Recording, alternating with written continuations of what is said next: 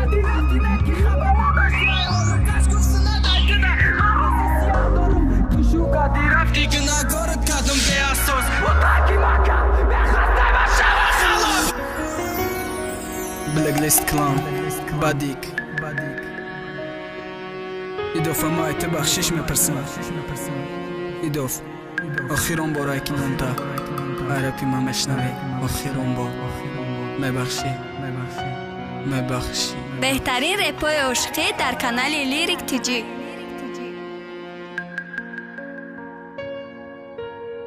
Best Rap Stars Records.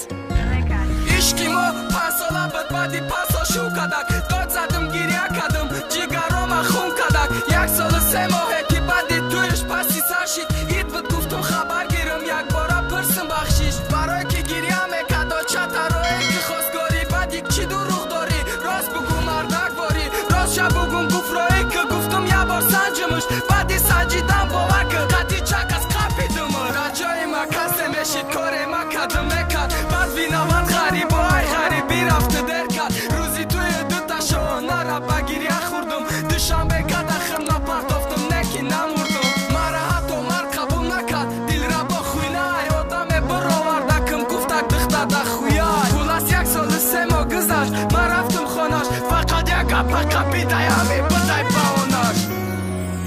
سببکاری همش تی 1000 برو چطرایی که گفتم نکی نکردی عشقی ما گپای من در نظرت افسانه بود 1 سال و 3 ماهش از زندگی مصایب کودک نشیدم اصابای شوهر شتامانم بسر بالوی تمر عذاب نته برای خودت بره رهی ما و تجیدا شید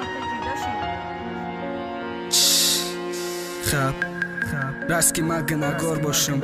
میبخشی مرا